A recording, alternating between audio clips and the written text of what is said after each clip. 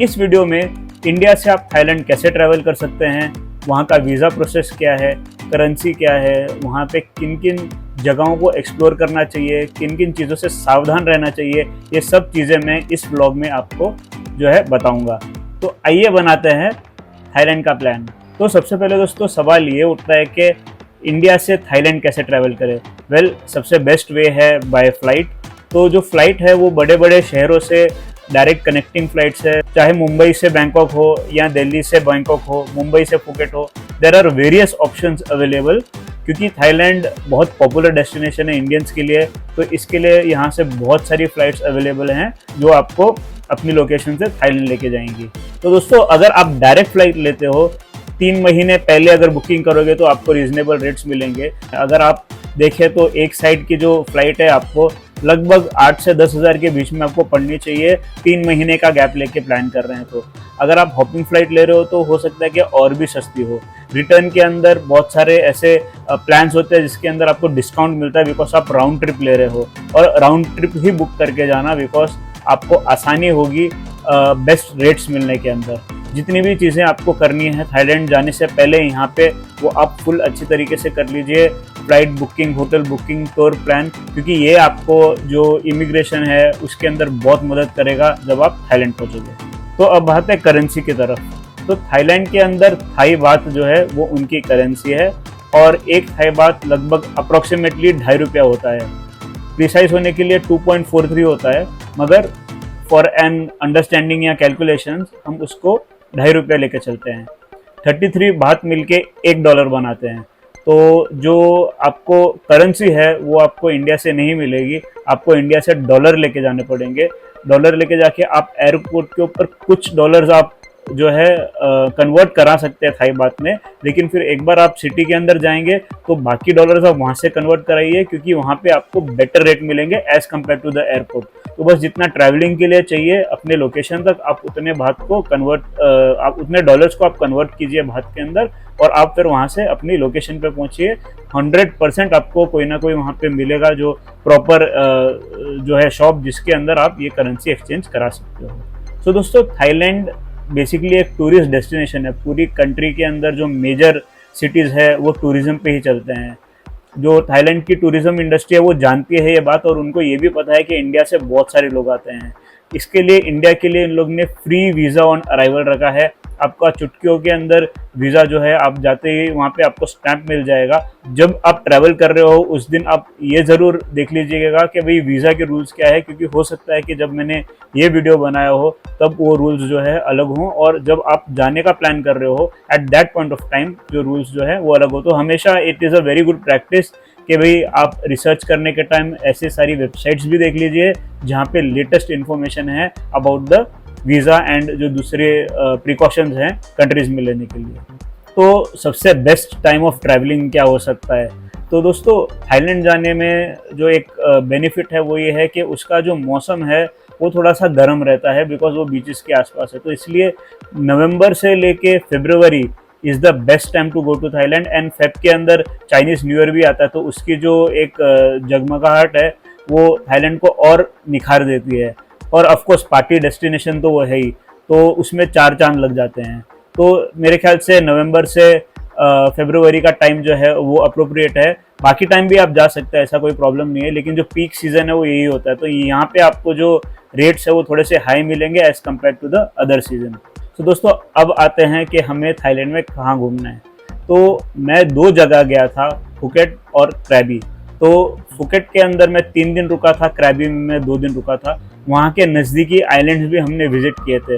तो ये जो आइटिनरी है इसके अंदर साइट सीइंग बहुत अच्छी है, नाइट लाइफ का मज़ा है, और आपको कल्चरल डेस्टिनेशंस के ऊपर भी जाने मिलता है। तो ये एक फुल पैकेज है जिसके अंदर आप थाईलैंड में 5 दिन बहुत बढ़िया तरीके से निकाल सकते हैं। फुकेट में जब मैं आया तो मैंने पटोंग बीच के नज़दीक होटल बुक किया था, स्विस होटल। तो उसके कारण बहुत सारी चीज़ें मुझे नज़दीक पड़ी। तो फर्स्ट डे पे चेक इन करने के बाद में आप जा सकते हैं सीधा पटोंग बीच में, वहाँ के नज़ारे ले सकते हैं, एक एम्बियंस का फील ले सकते हैं। और उसके बाद में आप जा सकते हैं बांग्ला वॉकिंग स्ट्रीट, जो कि एकदम साइड में ही है, एंड वहाँ पे आप नाइट लाइफ का मज़ा ले सकते हैं।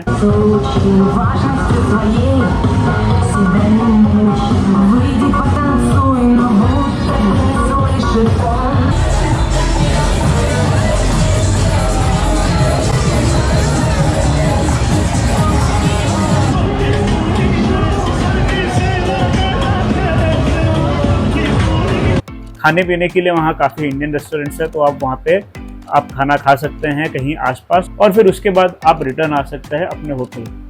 डे 2 पे आप कर सकते हैं फीफी आइलैंड टूर।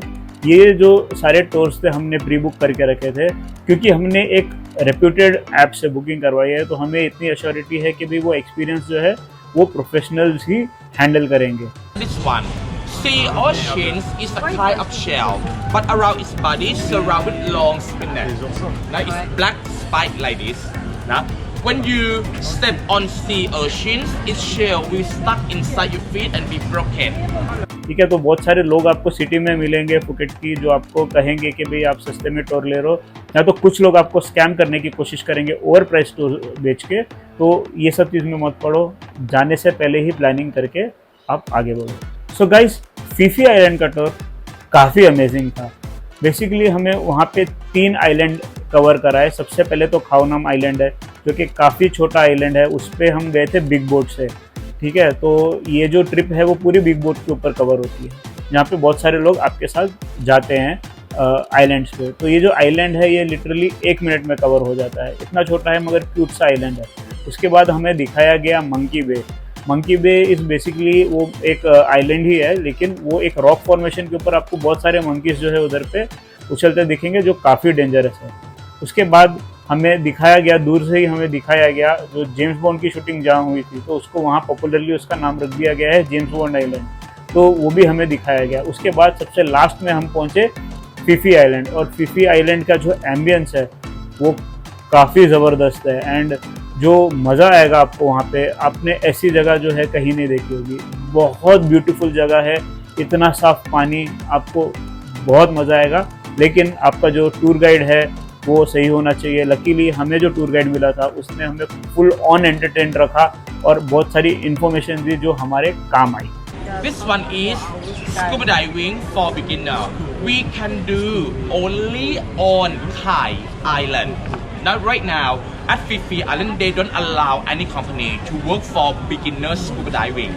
ठीक है, तो उसके बाद में आप जब वापस पहुंचोगे तो काफ़ी रात हो गई होगी, तो रात के टाइम आप फिर से पटोंग में आसपास कहीं घूम सकते हैं एंड डिनर कर सकते हैं। नेक्स्ट डे जो है डे 3, आप जा सकते हैं बिग बुद्धा, जो कि एक थोड़ी डिस्टेंस पे है पटोंग से, तो आपको कार से जाना पड़ेगा वहाँ पे, कार नहीं तो टुक टुक, नहीं तो कोई भी और मोड ऑफ ट्रांसपोर्ट से आपको जाना पड़ेगा।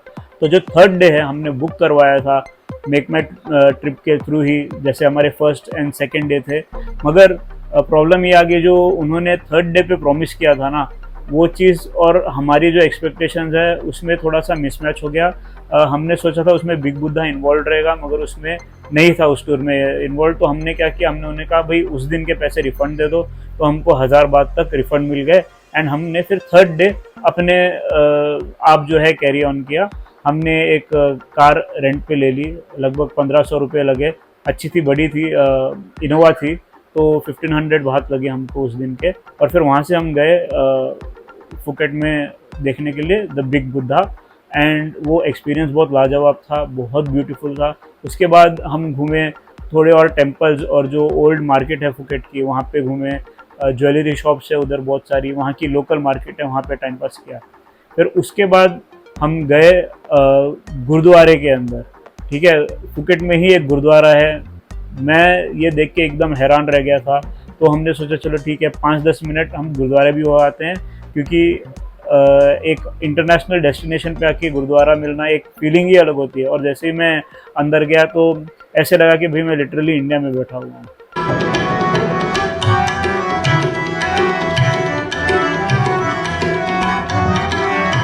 ठीक है, तो उसके बाद हम निकल के हम गए टूवर्ड्स पटोंग अगेन, और वहाँ पे हम गए जंगसिलोन मॉल के अंदर।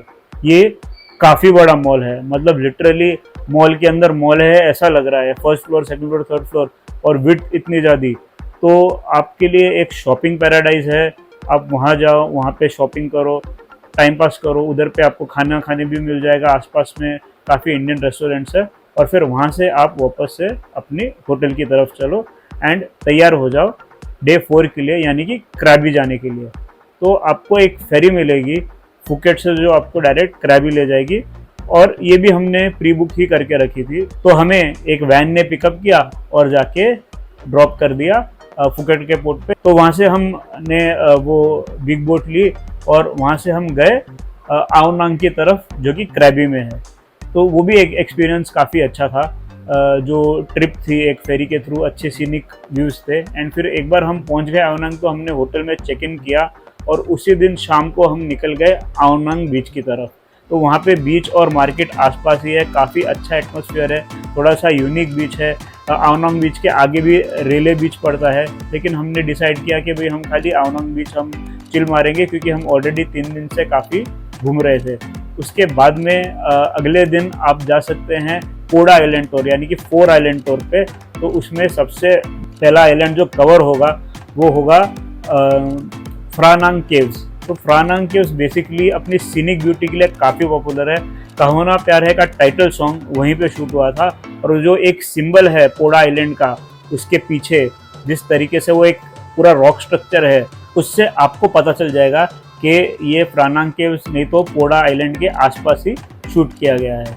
तो जो 4 आइलैंड है उसमें वो है फ्रा नांग केव्स, सबसे पहले आपको लेके जाएंगे। सेकंड आपको लेके जाएंगे पोड़ा आइलैंड।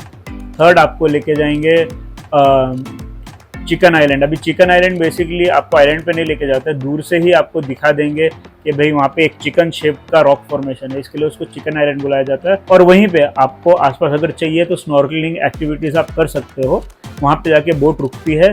और ये जो टूर है ना, ये लॉन्ग बोट से होता है। तो जो प्रॉपर थाई लॉन्ग बोट होती है ना, उसके थ्रू होता है। तो वहाँ पे आप जाके अपना बस स्नॉर्कलिंग ये सब एक्टिविटीज़ करके आ सकते हैं। और फिर उसके बाद में हम जाते हैं सबसे लास्ट लोकेशन, जो कि है टुप आइलैंड। अभी टुप आइलैंड बेसिकली क्या है ना, उसमें जब आप चलते हो तो ऐसे आपको लगता है कि आप पानी के ऊपर चल रहे हो। बेसिकली देयर आर 2 आइलैंड्स और बीच में थोड़ा सा एक जो है ढलान है, जिसके कारण जो पानी है वो 2 आइलैंड्स को सेपरेट करता है। मगर वो इतना भी डीप नहीं है कि भाई आप अंदर चले जाओ, आपके खाली पैर जो हैं उसके अंदर इमर्स होते हैं। तो जब आप वॉक कर रहे हो तो आपको ऐसा लगता है कि आप लिटरली सी के ऊपर वॉक कर रहे हो। वो काफ़ी ब्यूटीफुल है, आसपास का जो नज़ारे हैं वो भी देखने लायक है। तो जैसे ही आप ये चारों के चारों आइलैंड कवर करते हो तो आपका दिन होता आता है ख़त्म, और अगले दिन आप तैयार हो जाते हो वापस रिटर्न के लिए, क्योंकि आपकी फ़्लाइट है। तो वहाँ से आने के टाइम में अगर आपका बैंकॉक के अंदर लेओवर है तो आप 3 से 4 घंटे का लेओवर जो है प्रेफर कीजिए, क्योंकि वो टाइम पे आप पूरा बैंकॉक का जो एयरपोर्ट है वो घूम सकते हो। एयरपोर्ट क्या भाई, वो तो मॉल ही है लिटरली।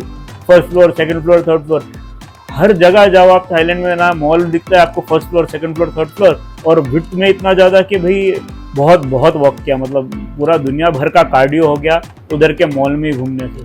तो एक्सपीरियंस बहुत अच्छा था उधर पे। अगर आपने कुछ लेना है वापस आने के लिए तो ड्यूटी फ्री चीज़ें हैं, उसके अंदर आपको अच्छे रेट्स के अंदर अल्कोहल मिल जाएगा। तो जो हमारा परमिटेड 2 बोतल का एक होता है परमिट, अलाउंस जो बोल सकते हैं, तो वो 2 बोतल लेके आप आ सकते हो वापस बैक टू इंडिया। तो दोस्तों ये जो था, ये थी आइटिनरी जो मैंने फॉलो की थी जब मैं थाईलैंड गया था। तो ये मैं नीचे भी लिख दूंगा ताकि आप एक बार देख सकें कि भाई मैंने क्या क्या पॉइंट्स मेंशन की है। तो दोस्तों ये थी 5 दिन की आइटिनरी। कुछ चीज़ों का आपने ध्यान देना है। अभी वो क्या क्या चीज़ें हैं, वेरी इंपॉर्टेंट। सबसे पहले तो जब आप वहाँ जाएंगे तो जो इन सिटी का जो ट्रांजिट है वो आपको ध्यान से तय करना है। आप टुक टुक से पैसा मांगोगे तो वो हार्डली वो 1 किलोमीटर जाने की बात करेगा और वो 500 बात मांग लेगा आपसे। तो वो तो भाई मानना ही नहीं, इतना 1 किलोमीटर चल के चले जाओ आप, कोई प्रॉब्लम नहीं है। मगर वो 500 बात मांगेगा तो नहीं मानना, because it is too expensive.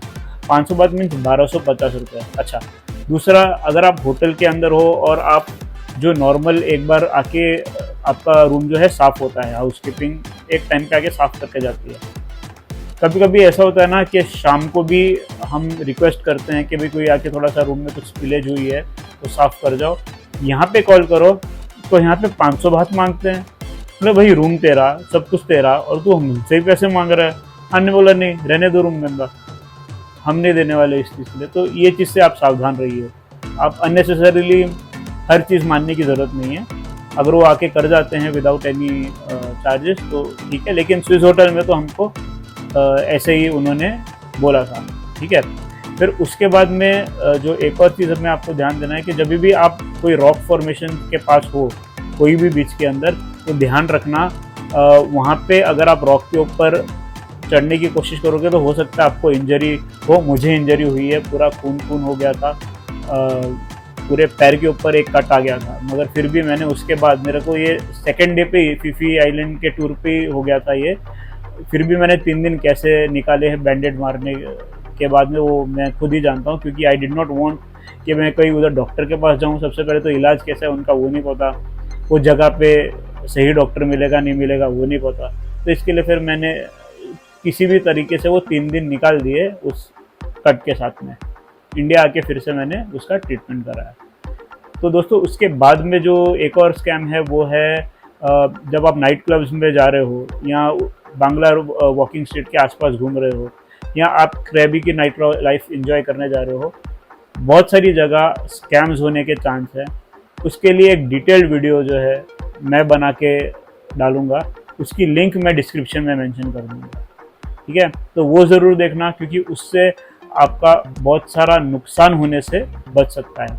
कुछ मैंने खुद एक्सपीरियंस की है, कुछ मैंने सुना है वहाँ के लोगों से, गाइड से, end of course online research नाम की भी कोई चीज़ होती है।